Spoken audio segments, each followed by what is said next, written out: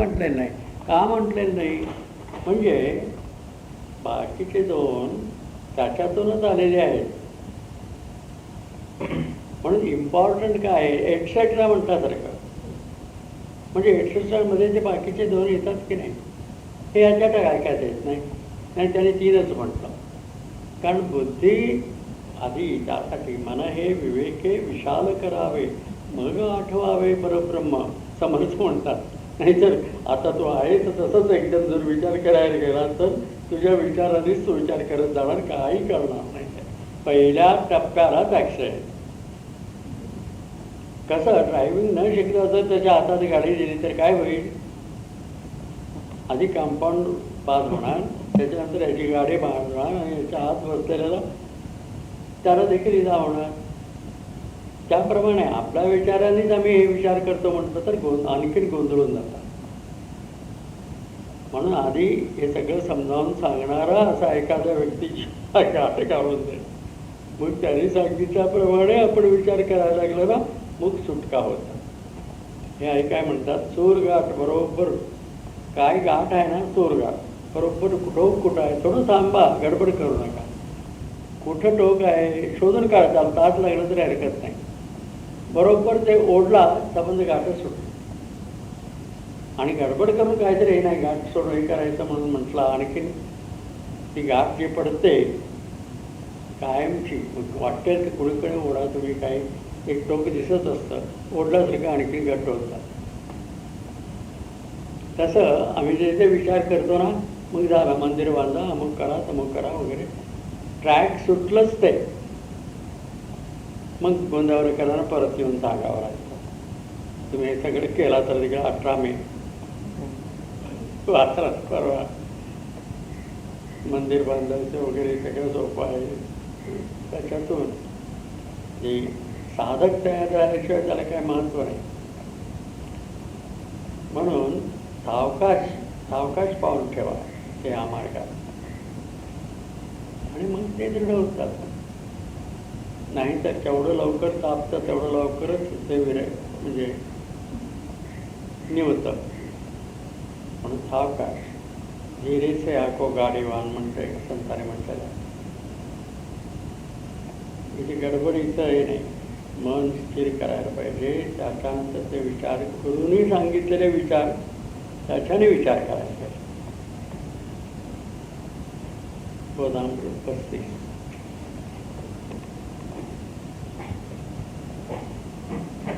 आणि साधकात सूचना म्हणून आहे विचार. त्याच्यात पहिलं वाच पहिल्यांदा आणि नंतर 35.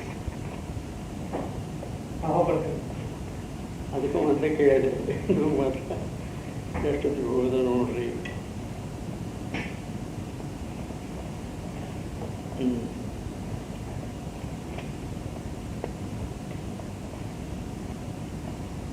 साधकात सूचना किती वाजता येतात ते? साधकात सूचना 1. मोक्ष मार्ग म्हणजे खऱ्या सुखाचा मार्ग. हे आम्हाला कशा आता मोक्ष असं म्हणत असतात. म्हणजे खरं सुख नको आहे. गडबडचं काय आपण कसं काय सुख आपल्याला मिळावं आणि ते टिकाऊ स्वरूपाचं खरं स्वरूपाचं असावं. आता मिळालं गेलं असं नसावं हीच इच्छा असते. आणि त्यालाच मोक्ष म्हणून संस्कृतमध्ये म्हणतात. आणि काहीतरी मोक्ष म्हणजे त्याचा अर्थ समजून घ्यायचा. आम्हाला कशा आता कसं मोक्ष नको आता तुझा का म्हणायचं म्हणे आई सांगायचं. हे सगळं पालखी उचलणार सर पालखीत बसणार झालं तर उचलणार कोण म्हणून आम्ही बरं उचला काय मोठं पण ही भाषा लहानपणी मी ऐकत होतो. असं हे लहानपणा घ्यायचं असं म्हणून जे म्हणतात तसं समजतात. असं नाही की लहानपणाने मूर्खपणा घ्यायचा असं म्हणायचं आहे. काय खरं आहे लहानपणा घ्यायचं म्हणजे काय. आता आत्मज्ञानी झाला तर सगळं समजलं मी देव स्वरूपाचा आहे आणि तो देव इतका मोठा आहे ब्रह्म. त्याच्यापेक्षा कोण मोठाच नाही म्हणजे हा मोठेपणा मिरवायचं कुठं आलं. त्यासाठी तिथे म्हणजे एका वाक्यात म्हटलेलं आहे wise men are always modest. कारण काय, नाईलाज म्हणजे त्यांना मोठेपणा मिरवायला जागाच नाही. ते मोठेच असतात म्हटलं तरी मिरवायचं कुठं आलं नाही, ते मिरवावं लागतं. आता जो विलासराव देशमुख दिल्लीला पळाले त्यात मंत्रिमंडळ विस्तार आणि त्याला ते काढायचं असं सोनियाचं काहीतरी सुरू आहे म्हणून ते सूर ओढलेलं आहे पहिला तरुण भारतवाल्याने. म्हणजे हे मोठेपण मुख्यमंत्री महाराष्ट्र, त्याचंच त्याला खात्री नाही दुसऱ्या क्षणाला तो मुख्यमंत्री राहतो की नाही. मग त्यांना मोठेपणा मिळवावं लागतं. मी हे चांगलं काम करायला मुख्यमुख वगैरे त्यांना विचारा. हा ब्रह्मस्वरूपच आहे, त्याच्यापेक्षा मोठा कोणी नाही, होऊ शकत नाही. कायमचा तो सर्वांग सुंदर सर्वाधार सर्वशक्तिमान. हरी म्हणजे शक्तिमान कुठं आणणार तुम्ही? सर्वाधार, सर्वांनाच आधार असता, त्याला आधार कुठला आणणार? आणि सर्वांग सुंदर तो आहे.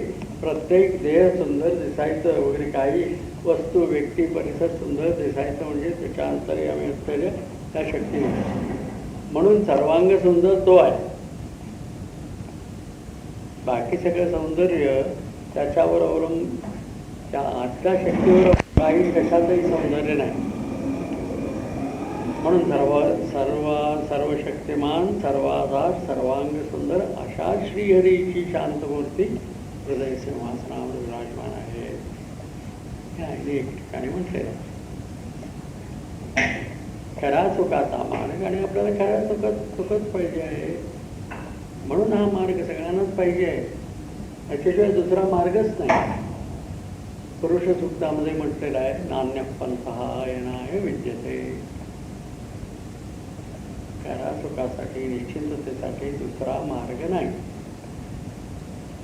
हजारो वर्षाआधी ज्यावेळेला ऋषींनी काय त्यांना हे समजलं, त्यावेळेला हा एकच मार्ग आहे सुखासाठी, दुसरा मार्ग नाही. आणि आजही ते सांगतात, ते समजून घेतात. तुमचं स्वरूपच आत्मा, तोच ब्रह्म आहे. आत्मा म्हणजे सर्व काही बनवणारा, सर्व सांभाळणारा, सर्व नाहीसे करणारा, अशी जी महान शक्ती आहे ती सच्चित आनंद स्वरूप आहे. म्हणून तुम्ही आनंद स्वरूप आहात, देह वगैरे नाही तुम्ही. हे सांगितलेलं समजून घ्यायचं, त्याला वेळ लागेल. त्याला गुरु पाहिजे, आपली मनाची तयारी पाहिजे. आणि ते एकदा समजल्यानंतर मग त्याच्यापेक्षा आणखी काही समजून घ्यायचं म्हणून राहत नाही. आणि काय मोठेपणाही मिळवायचा प्रश्न येत नाही, कारण तो सर्वात मोठा असतो. मोठं काय मिळवायचा प्रश्न त्याच्यात, म्हणून सर्वासारखंच असतो. सगळ्यात असतो आणि सगळ्यात नसतो, असं त्याची परिस्थिती असते. जास्त कारभार करायला जायचं काही त्याला जरुरीच वाटत नाही. आता आम्हाला प्रत्येकात आपलं नाक खूप चालू असं वाटत असतं. Don't poke your ugly nose म्हणून इंग्लिशमध्ये एक वर्ड आहे ना, खबर असते. काही संबंध नसतो तर देखील विचारायचं. म्हणून त्याला ती जरुरी वाटत नाही. कारण कशासाठी हे सगळे विचारत असतात, काय ते काहीतरी त्याच्यामध्ये सगळं आपल्याला काय पाहिजे असं. त्याचं कारण म्हणजे आपल्याला सुख पाहिजे.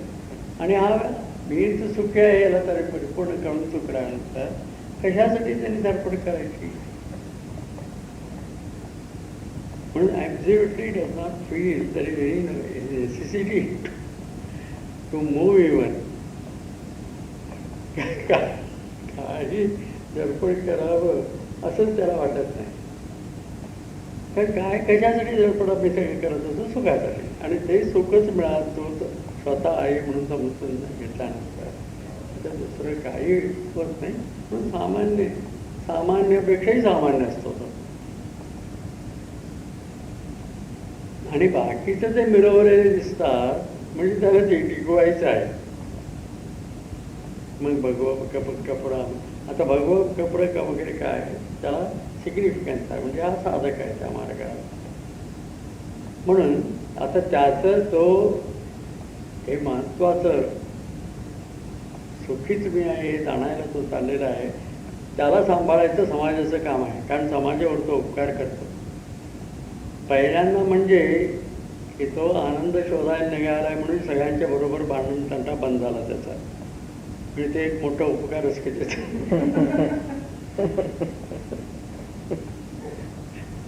त्याच्यासाठी थँक्स म्हणून आले त्याला बोलवून जेवायला घालतात. बहुतेपेक्षा देवी म्हणायचं त्याने. मग समाज त्याला जेवायला बोलवून त्याला राहायला कपडे म्हणे कलते वगैरे सगळे समाज त्याचं बघतं. आणि तो एक त्याच्या ओळखायला यायला पाहिजे बाबा असा आहे म्हणून मी ड्रेस त्यावेळेला करायची एक पद्धत तसे केले. पण आता ते कायमचं असं तसं काही नाही आहे. आणि तसंच असायला पाहिजे असं गृहस्थही हे जाणून घेऊ शकतो, कोणीही हे जाणून घेऊ शकतो. आणि जाणल्यानंतर तो विशेष एक ड्रेस करणारा तो जाणला असं नाही आहे. म्हणून त्याला ओळखायचंच कठीण आहे. म्हणून आईनं ओळखायचं फार कठीण पडत होतं. आणि इतरांना कित्येकांना ते कळायचंही नाही समोर असून देखील. म्हणजे अगदी जवळ असलेल्या तोसाकासारख्या वगैरे मंडळांना देखील काही त्याच्यात कळलेलं असं दिसत नाही. आणि आता देखील कित्येक सगळे मंडळी आईचं काय सांगायचं म्हणजे आईच्याकडे आम्ही जायला गेलो, हा रोग बरा झाला, तो रोग बरा झाला, मग अमुक काय ते मिळालं काय. मग तेच तेवढं जर असेल परत एक अडचण गेली दुसरी अडचण राहतेच की. असं कोण सांगतं का दुसरी अडचण तुम्हाला आली नाही म्हणून. आणि ती अडचण सगळे येत असतात कुठल्या लेवलवर, देहाच्या मनाच्या लेवलवर बोलत असतात. त्याच्या पलीकडे हा आहे आणि हा कायमचा सुखीचा आहे, त्याला कोणी सुखी बनवत नाही. गुरु काही त्याला सुखी बनवत नाही, तो सुखीचा आहे म्हणून सांगतात. माहीत नव्हतं त्याला सांगतात. त्याच्या मनाला माहीत नाही. त्या मनाला हे सांगेपर्यंत पुरेपुरे करून सोडतो ते मन. आपल्या सुखासाठी सांगत आहे म्हणतात. आई एक चित्र काढल्या का त्याने 2 चित्र होते. एकामध्ये मालक त्या घोड्याला पाणी पाजवायला घेऊन चाललाय पाण्याकडे. तर ते दोन्ही पायवर करून म्हणून मी येत नाही असं काय पोजमध्ये एवढं साधं उभा आहे. आणि तो आज हात असं धरून उभा आहे, तो ओढून घेऊन जायचं असं त्याच्या चेहऱ्यावर ते दिसतं. आणि हे नाही मी येत असं म्हणतात की त्या घोड्याच्या चेहऱ्यावर असं भाव येण्यासारखं ते होतं. आणि दुसऱ्यामध्ये त्या घोड्याच्यावर हा मालक बसला आहे आणि ते अगदी मुंजीच्या वगैरे नाचत चाललेलं असतं ना, ते तसं स्टेप्स असं घालत ते चाललेलं असं ते पाय वगैरे करत ते दुसऱ्या चित्रामध्ये. मग आई त्यावेळेला विचारायच्या, दोन्ही चित्र दाखवायच्या आणि ह्याचा अर्थ काय. काही आम्हाला सांगायचं माहिती आहे, 2 चित्र आणि एका घोड्याचा आणि दुसऱ्या ह्याच्यात असं. मग आई सांगायच्या, हा हे मन हा घोडा म्हणजे याला पाणी प्यायला म्हणून, म्हणजे यालाच तो सुखीच आहे बाबा हे समजावून सांगायला म्हणून तो मालक घेऊन चाललाय, मिळत नाही मन म्हणतात. आणि ते ज्या वेळेला त्याला कळेल हा माझ्या हितासाठीच मलाच पाणी प्यायला हा घेऊन मला चाललाय, मग त्याचं काही काम नाही त्याच्यात. आणि तो माझ्यावर उपकार करण्यासारखं माझं त्रास कमी करण्यासाठी म्हणून घेऊन चाललाय मी हे त्याला कळल्यानंतर तो उपकार कायम याचा बाबा कायम तुम्हा आहे असं म्हणून आपल्या पाठीवर त्याला बसवून घेतो आणि आनंदाने नाचत नाचत पाण्याकडे जातो. कळल्यानंतर आणि कळायच्या आधी. म्हणून शिष्यवर्ग छळूनच काढतात हे सगळे गुरु.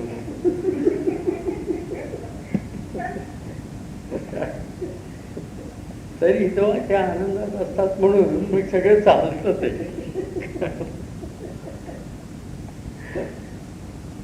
बाकीच्यांचं कामच नाही, पजिती उडून जाईल. एवढी सगळी मन एक घरात एवढी मंडळ तर मन सांभाळायचं किती कठीण होतं बघा. आणि तशाच उभीच्या उभीत सगळ्यांना गोळा करून घेऊन त्याच्यात मग ते कसं टिकतात तर म्हणजे ते आनंद स्वरूपच झालेले असतात गुरूच्या कृपेने समजून घेऊन. म्हणून कुणी आलं तर देखील परत करत राहतात. कुठलंही दगड झालं तर 2 टाके टोकून बघायचं काहीतरी मूर्ती बनते का.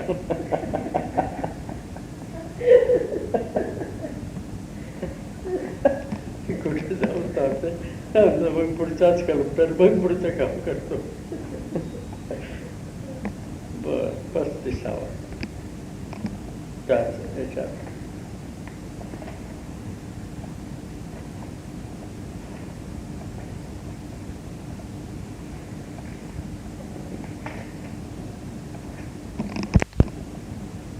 साधक स्वतःच्या विचारांना फाटा देऊन आधी साधक म्हणजे साधकच्या आधी स्टेप्स काय बद्ध मुमुक्षु त्याच्यानंतर साधक.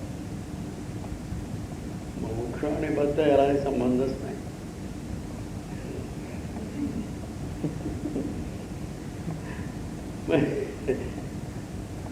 साधकालाही सूचना द्यायला लागले पण मंदिरात असतात ते का कोण मी आहोत ते समजून घ्यायला पाहिजे. मंदिरात तर सगळ्यांना स्वागत आहे म्हणून मंदिरात राहतात एवढ्यावर ते मुमुक्षु किंवा सिद्धच झाले असं समजलं तरी फारच मोठा. काय आई एकट्या त्या थराला पोहोचलेल्या मग त्याने सांगतात ते सगळं मान्य पण बद्ध असलेला सिद्ध समजायला लागलं तर फारच घोटाळा. तो परिणाम दिसतो. आपण सिद्धच म्हणून कोणीही तसे कालचे नाही सगळे सिद्धच आणि मंदिरात राहायला केलेली सिद्धच असं समजतात ते आणि त्याच्यामुळे एवढा सगळा घोटाळा होतो. आता वेड्याच्या हॉस्पिटलमध्ये असलेला डॉक्टरचा ड्रेस घालून मी डॉक्टरच म्हणून समजून करायला लागलं तर वेडेपणा कुठे जाणार त्याचा. तो ड्रेस केला डॉक्टरचा कुठला ड्रेस केला त्याच्या अंतर्यामी वेडेपणा कुठे जाणार. पहिल्यांदा ड्रेस बघून मग हा डॉक्टर साहेब म्हणून पेशंट म्हणून तो विचारायला जातो डॉक्टर असं करू काय मला असा त्रास काय सांगा.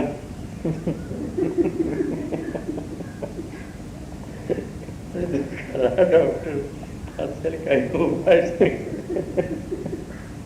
तो पागल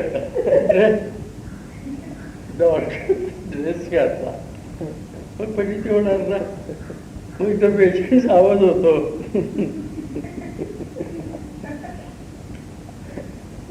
असं काय बोलायला लागला डॉक्टर म्हणून त्याच्याशी संबंध ठेवला.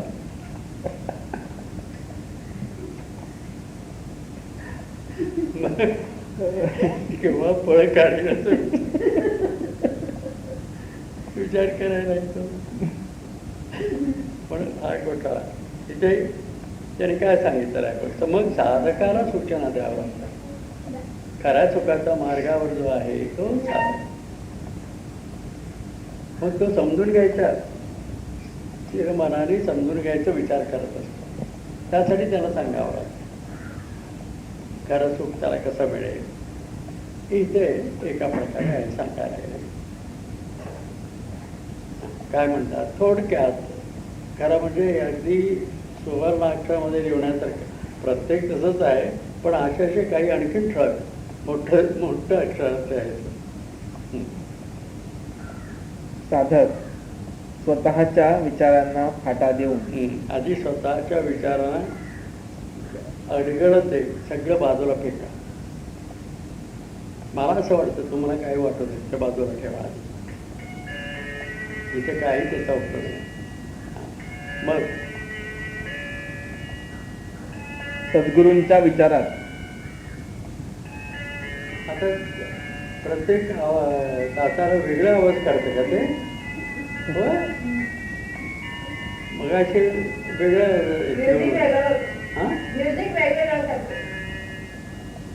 24 तासाला लाईट नसताना वाजत नाही ते अंधारात वाजत नाही. आता लाईट आहे हे सूर्यप्रकाश आहे ना.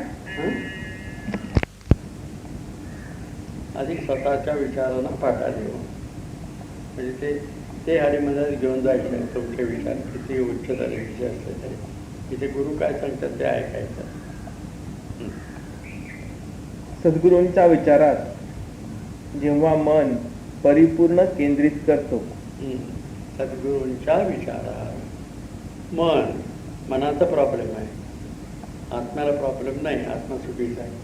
आता आहे मनाला हे कळलं नाही आणि ते दुःखी होतं म्हणून त्याला सुखी करायचा अख्खा त्याच्यावर आत्माचा प्रतिबिंब पडतो. तरी देखील त्या विषयामध्ये गुंतल्यामुळे त्याला कुठून सुख मिळतं हेच कळत नाही. आत्म्यापासून त्याला सुख मिळत आहे समजतो, विषयापासून मिळत आहे आणि परत विषयापासूनच मिळत तृप्ती नाही तिथे, परत विषयापासून कडे धावतो परत तुझी तृप्ती मिळेल म्हणून. आणि इथे तर आत्म्यापासून याला सुख मिळतच असतं म्हणून सुखाची हाव ती जात नाही. सुखाची चव तर आहे आणि ते मिळत नाही त्या ठिकाणी तो शोधत असतो अज्ञानामुळे. म्हणून हे गुरु आपल्याला समजावून सांगतात. म्हणून त्याच विचारामध्ये मन स्थिर व्हायला पाहिजे. म्हणून स्वतःचे विचार काय स्वतःचे विचार म्हणजे किती नमुन्याने मी विषयामध्ये सुख भोगायला प्रयत्न केलो आणि पुढे करणार आहे हेच ते विचार बाकीचे सगळ्यांचं. म्हणजे शब्दस्पर्श रूप रसगंध त्याच्यामध्ये त्या सगळ्याला तर सुख प्रभाव पाहिजे असेल तर पैसे मिळाले तरी सुख मिळत नाही. ते रजोगुणाचा एक गुण पैसे मिळवायचा नाही, विषयासाठी खर्च करायचा. त्याच्यात गुरु भेटले तर त्यावेळेला मग कळायला लागतं बाबा हे सुख तर आपल्याला पाहिजे आहे असं मिळत नाही आणि आता जे काय मी धडपडायला लागलो तेच त्याला अडचण आहे सुखाला. मी सुखीच आहे हे समजून घ्यायला पाहिजे असं म्हणून मग तो सत्वगुण पुढे गुणाची वृद्धी होते. मग गुरुंनी सांगितलेल्या वाक्यामध्ये मन लावायला लागतं. त्याला कळून जातं त्या मनाला की मी सुखीच आहे, सुखासाठी मला धडपडायची जरुरी नाही. बाकी सगळे धडपड गंमत बघायचं आहे, हे बघायचं आहे, मग त्या ठिकाणी जायचं जा, विमानाने जा तुझ्याकडे पैसे असेल तर. पण सुखासाठी एक पाऊल देखील पुढे ठेवायची जरूर नाही कोणी. तुम्ही सुखीच असताना कशासाठी धडपड करायची जरुरी आहे सुखासाठी. म्हणून अष्टावक्र मुनी ते म्हणतात सुखाने सगळं करा.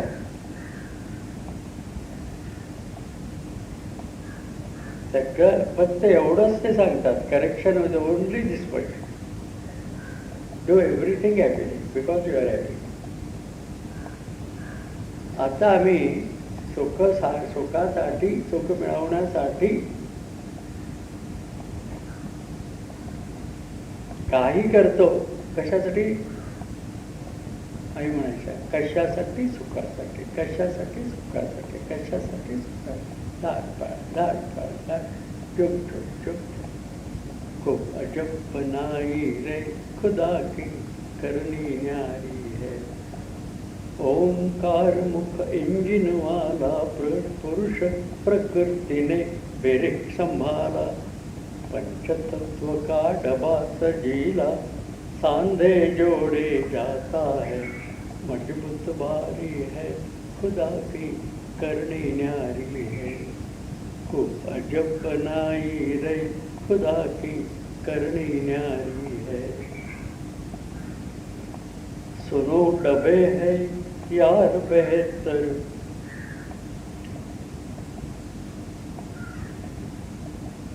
रजोगुण की तमोगुण से अग्नि, वायुगुण रजोगुण से वायु की निशानी. सत्वगुण जिसके बीच पानी. जगत सड़क पर उमर रूप है. गलती सारी है खुदा की करनी न्यारी है. गुरु मंत्र का टिकट ले लो फिर के निज दाम ही पायो. दाम भक्ति प्रेम का दाम निकालो. तिकीट काढायला पैसे पाहिजे ना, मग करते भक्ती प्रेम का.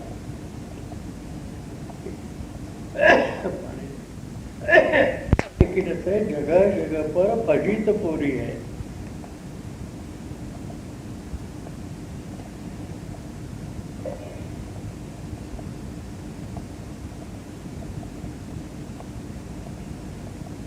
अजून काय?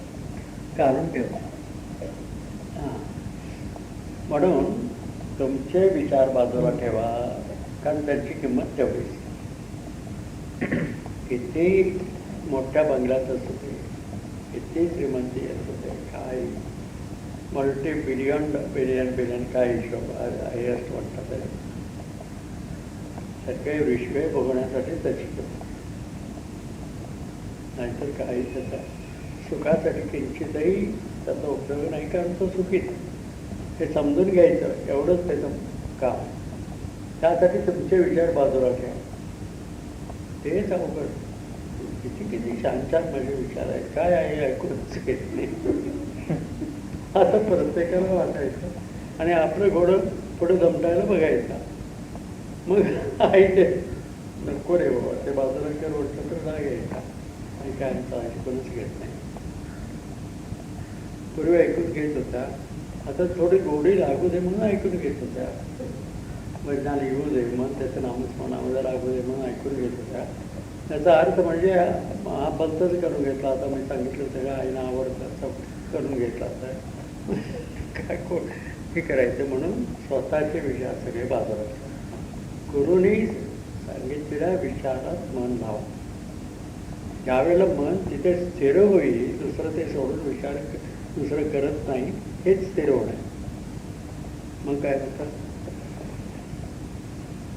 तेव्हा त्याचा देहाभिमान गळून पडतो. मी देह म्हणायची समजून नाही होते. देहाभिमान गळून पडतो म्हटलं तर काय, मी देह आता काही घट्ट झालेलं आहे. ते काही हलवलं तर काही ते आलं नाही, इतकं घट्ट आहे. म्हणून ही देहबुद्धी तोडी रे, आत्मबुद्धी जोडी रे, माझी विषय गोडी मोडी रे, मज मुक्त करुणी सोडी रे, सखया कृष्ण. काय ब्रह्मावदास एवढ्या याच्याने म्हणतात, आई बाल करून वृद्ध नारी नव्हे विधी मुक्त आत्मा असे की हे का सांगतात. तसंच त्यासाठी इथे गुरूंच्या विचारात जेव्हा मन परिपूर्ण केंद्रित करतो तेव्हा त्याचा देहाभिमान गळून पडतो आणि तो गुरुरूपात ऐक्य पावतो. देहाभिमान गेल्याबरोबर कुठे जागा दुसरं गुरु म्हणजे काय, कोण आहे? देहाभिमान गेलेले ते गुरु आहे. आणि आता जी देहाभिमान गेल्याबरोबर एकच आहे हे त्याला कळून चुकतं त्यावेळेला. म्हणून तर ब्रह्म म्हणायचं, म्हणजे त्याच्या पलीकडे आणखी काय नाही. इतका मोठा गुरु हे समजून घेतलेले असतात. आणि हा आत्ता गुरुनी सांगितलेल्या विचाराने हे समजून घेतो. गुरुनी सांगितलेल्या विचारात त्याचं मन केंद्रित झालं बरोबर, त्याचं चुकीची समजूत नाही श्रीमंताचं. देहाभिमान म्हणजे 3 देहाचा मन, स्थूल शरीराचा अभिमान, सूक्ष्म शरीराचा अभिमान, कारण शरीराचा अभिमान, सगळे नाहीसे होतात. अभिमान म्हणजे ते मी असं ते चुकीची समजूत करून घेऊन आपलंच हट्ट धरून ते करा म्हणून चाललेलं असतं, ते नाहीसं होतं. आत्ता आम्ही पकडलेल्या मार्गाने कसं होणार? आम्ही गोरेगाव शाखेचे, आमचा हॉल असा आहे, ते रहमतपूर शाखेचे 12 पायऱ्या चढून त्यांचं जायचं एवढा असं हॉल आहे. आणि ते तर पॅलेशियलला आहे, ठाण्याला असलेलं. आणि मग बाकीच्या कोण मग नाही, मग तिथंच तर भांडण झालं ना. हळूहळू ते एकदम सगळी माहिती सगळ्यांनाच असते. याच्यात आणि त्याच्यामध्ये आम्ही असं म्हणणारे, आम्ही इथे बसणारे आणि आमचं साधन इतकं मोठं, आम्ही काय म्हणतात दणकट सेवा करणारे आणि डिजिटल सेवा करणारे. म्हणजे नाशिकला मी म्हटलं काय डिजिटल सेवा करतो तो बाबा म्हटलं. तर म्हणाला ते आमच्याकडे आता सगळं कॉम्प्युटरवर आम्ही बालवापासून वगैरे हजेरी लावतो आणि भजनाला येणाऱ्यांचं देखील आता हजेरी लावायला लागलो आहे. ही डिजिटल सेवा ह्याच्यातून तुम्ही मोक्ष भजनाला हजेरी म्हणजे सुखीच तुम्ही आहात. आणखीन काय त्याच्यात केल्यासारखं झालं तुम्ही? काही नाही. ज्ञान जे होतं मी सुखी नाही म्हणून ते घालवलं त्याने. आणि ते घालवणं म्हणजेच तुम्ही तुमचं स्वरूप ओळखाय.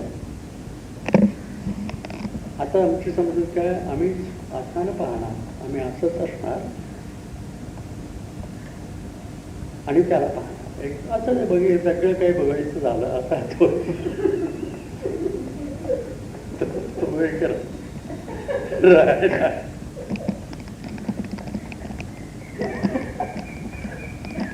कैसा मिळेल आता ग गोकुळच्या दारी, नामा म्हणे यशोदेसी हा तुझा ऋषिकेशी, किती छळितो आम्हासी ग गोकुळच्या नारी. हा ब्रह्मविधीचा जनिता तुम्ही याला धरू पाहता, हा कैसा मिळेल आता ग गोकुळच्या नारी. म्हणावं लागतं मग. आणि मग बाकीचे सगळे सांगत असतात आईच्या खोलीत गोपाळ कृष्णाचं आम्ही आजचं बघितलं इथे दरवाजा. मग बाकीच्यानं काय तसं दिसतं नाही, शो बाबा प्रदर्शन. आता दरवाजा काढून आम्ही बघायचं आणि तिथे आई बसलेल्या आहेत आणि आईच्या समोर कृष्ण. सगळ्यांना का बघायला देत नाही? त्यांनाच कसं बघायला मिळालं तर काय काहीतरी सांगायचं म्हणजे काहीतरी आणि ते अगदी मोठ्या अनुभव करतात.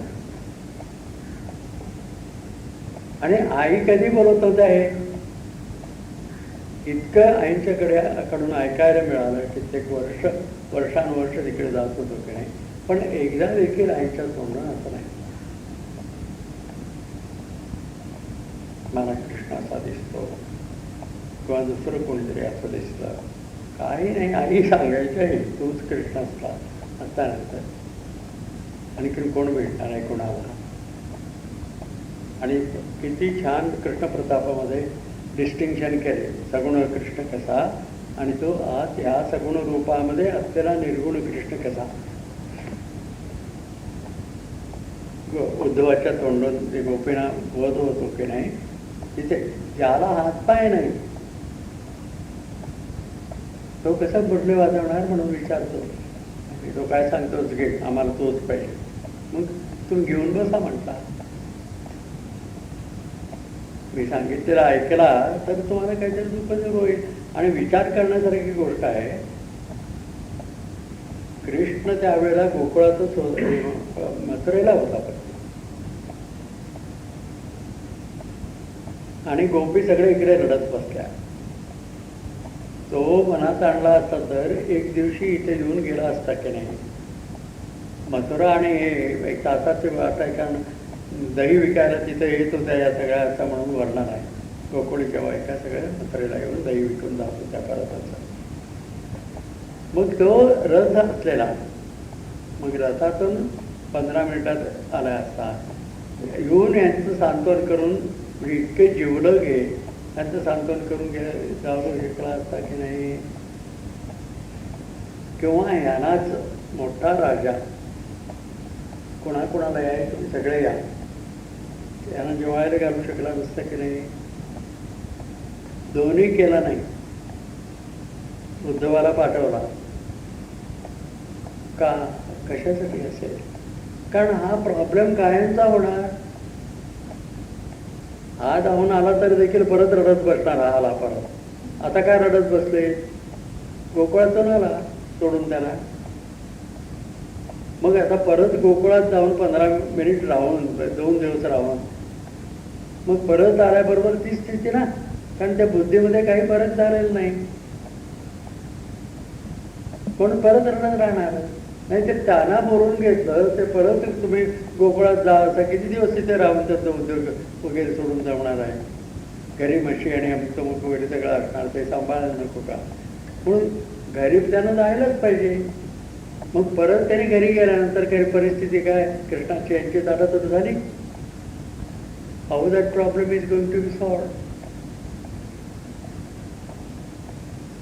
म्हणून उद्धवाला पाठवला, मी खरा कोण आहे हे त्यानं सांग. आणि खरा कोण आहे तो त्यांच्यातच आहे. तो त्याची आमची ताटातूट कधी होतच नाही.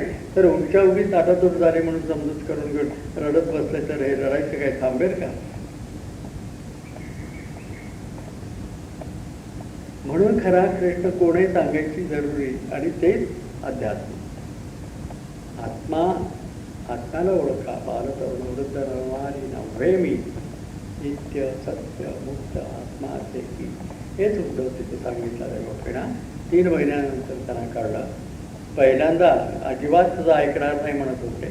त्याच्यानंतर हळूहळू तयार झाले ऐकायला.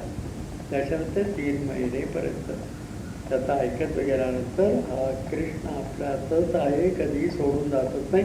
त्याच्यामुळे आपले सगळे इंद्रिय चालतात वगैरे सगळं त्याला कळल्यानंतर निश्चिंत राहिल्या. मग कृष्ण तिकडे असता तर देखील तो याच्या हृदयातच आहे हे कळून चुकलं त्याला. ही ताटातूट होण्यासारखीच नाही हे कळून चुकलं. ही पद्धत आहे ती शिकवून आहे आपल्याला समजावून द्यायची. आणि ते कार्य अव्याहत हरिमंदिरात चालायला पाहिजे. पुण्यालाही तो मुख्यस्थाला भेटायचं म्हणजे यासाठी जायचं आहे, शेकवळ ठेवण्यासाठी नाही.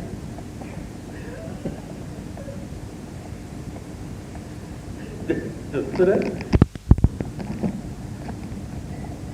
विषय शब्दस्पर्श रूपरस गंध हे सगळं थोडं डोक्यात राहायला तो वरच्यावर वाचायला पाहिजे. एवढंच विषय कुठले इथपासूनच सुरू केला करायचं मग तिथं अडचण. म्हणून विषय म्हणतं की नाही शब्दस्पर्श रूपरस गंध हे लक्षात राहायला पाहिजे. मग विषय साक्षी त्यांना लांबून पाहणारा तो साक्षी. साक्षी म्हणजे भांडणात भाग घेतो तो आरोपीच. सगळे एकट्याला मारायला लागले, सगळे मिळून ते मारायला लागले आणि तो मार खात आहे. तो मार खाणारा कंप्लेनंट होतो आणि सगळे आरोपी होतात, कारण प्रत्यक्षात भाग घेत होतं त्या कार्यक्रमात. आणि ते जाणारा काय चाललंय म्हणून पाहत उभा राहिला तो साक्षी. जो त्याच्यामध्ये भाग घेतला नाही काही, त्याला काय माहिती, तो पाहत आहे काय चाललंय, त्याला साक्षी म्हणतात.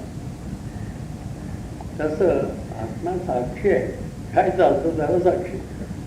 विषय साक्षी आहे तो कुठे आहे? अंगी आहा. विषय साक्षी तोशी अंगी आहा. पुढे स्वरूपी होऊन राहा देह साक्षी होऊन. मग ते साक्षी होऊन समजलं ना स्वरूपातच राहतो. आता देह मी म्हटल्यामुळे चालला, मग त्याच्यामध्ये भाग घेणार, घेतल्यानंतर शिक्षा होणार.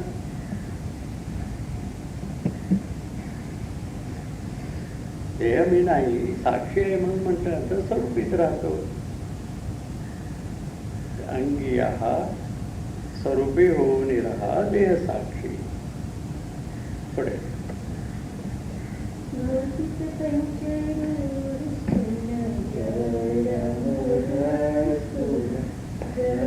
हे सगळं जड जे दिसतं हे स्थूल आहे आणि जड आहे आणि मूढ आहे. हे जड त्याला इंडिपेंडेंटली चैतन्य नाही दिलं. चैतन्य हा आत्मा त्याला सगळं व्यापून राहतो म्हणून चैतन्य. ते स्थूल जड मूढ आहे हे सांगायचं त्याला तात्पर्य.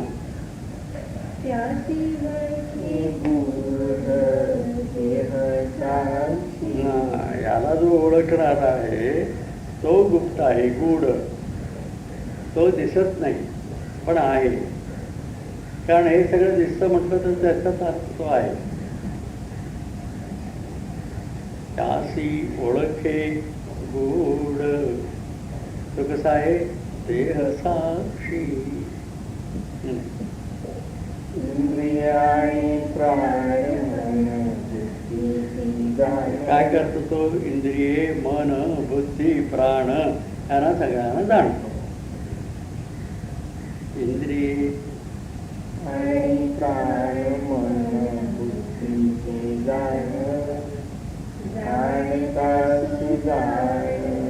देह साक्षी. तू जाणणार आहे ना, फार पक्का हुशार. जाणता सुजाण देह साक्षी. निर्विणेच्या घरी गुप्ततो नरहरी. गुप्ततो नरहरी प्रगटतो गुरु करी. देह साक्षी. आता आहे बाबा, म्हणून ही माहिती गुरु देतो. या दृष्टीनं त्याला प्रगट करतो. प्रगट करतो म्हणजे आता एक मूर्ती आणून हे बघ इथं आत्मा बसला असं दाखवत नाही. याच्याबद्दल असं सगळं आहे. तू देह नव्हे, तू देह साक्षी आहे, तू सूक्ष्म आहे, सच्चिदानंद स्वरूप आहे. ते सगळी माहिती देत असताना आपोआपच तो असल्या कारणानं आपोआपच कळतो त्याला. प्रेम बोलूनी दाविता नाही, करे उचलूनी देता नाही, या नाही तो पाहता नाही, परी हृदया अनुभवासी. कारण आपल्या मनातच तो आहे म्हटल्यानंतर मनाला आपोआपच ते अज्ञान गेल्यानंतर कळतं. त्याप्रमाणे नेणिवेच्या घरी गुप्त तो नरहरी, प्रगट तो गुरु करी देह साक्षी. ही सगळी माहिती गुरुने दिल्यानंतर हो असं आहे होय असं वाटतं ना, तेच प्रगट करणार. ब्रह्मादीचे तात बाहेर आणि आत बाहेर आणि आत. व्यापको मनात देह साक्षी. व्याप्य व्यापक भाव पूर्ण जेथे वाव. भाव पूर्ण जेथे वाव. हा व्यापक आहे परमेश्वर म्हणून तिथे म्हणाले. आधीचं वाक्य आहे व्यापको मानाचं म्हटलंय. मग त्यांनाच वाटलं व्यापको मानाचं म्हणताना व्याप्य व्यापक भाव पूर्ण देते भाव, त्याला सोडून दुसरं काय नाहीच नाही. हे जगच येतं आणि जातं, तो कायमचा आहे. मग त्याला व्यापून आहे तरी कशाला, कशाला व्यापलेला आहे तो कुठलाही भानगड करत नाही. त्याच्यातच हे घुसतात.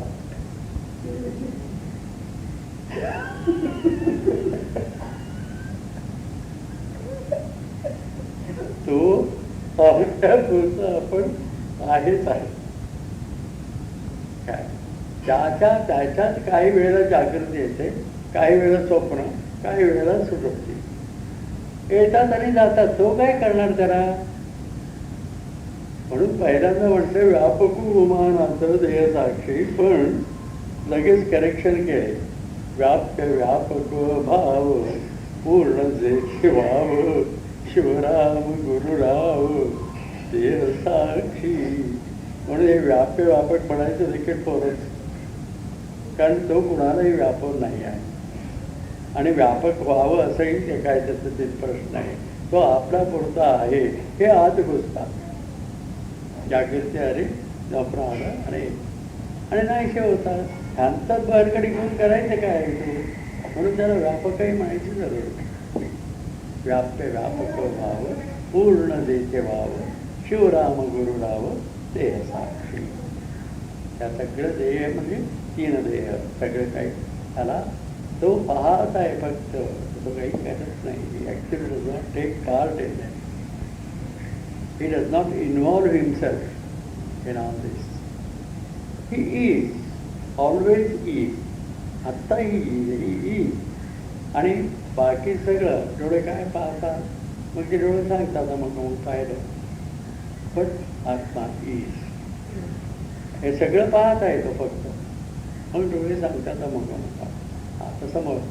आधी तुला पाहायच्या आधी कळत नसतं कोण असं म्हणता. आता आधी पाहिलेलं आहे म्हणून मग ही ते ओळखू शकतो मग. पण हे सगळं चालल्या वेळा तर तो इथून गेली तर मग त्यावेळेला ती जागा रिकामी असते की नाही. म्हणजे आता येऊन इथं बसलेला आहे, आता इकडून गेलं तरी जागा रिकामी होते. ते रिकामी असतानाही तिथंच बसला तर मुळं काय हे. पण तो आहेच आहे, जो आत्मा म्हणून आहे, तो सूक्ष्म आणि सर्व ठिकाणी केव्हाही व्यापून आहे, तसाच आहे. तो ह्या गोंधळामध्ये अजिबात नाही. आणि हे सगळं चाललेलं असतं म्हणजे मनाचं हे जे काही खेळ चाललेलं आहे ते त्याप्रमाणे खेळ होतो, तो जाणत असतो. It is not involved. सगळ्यामध्ये तो आहे म्हणून हे सगळं चालतं आहे. चैतन्य देणारा तोच, पण तो देतो असं नाही. तो चैतन्य रूपाने आहेच आहे, हे त्याचा वापर करून घेऊन सगळे गोंधळ करत असतात. आणि हे आम्हाला माहीत नसतं. आम्ही देहच म्हणून समजून बसून दुःख भोगत आहोत. त्यासाठी गुरुने घेऊन आपल्याला समजावून सांगायला लागतं, तो देह नव्हे, देह साक्षी आहे. आता सम करतात शेवटी. अरुणोदय काळी म्हणतात पदे पाचही,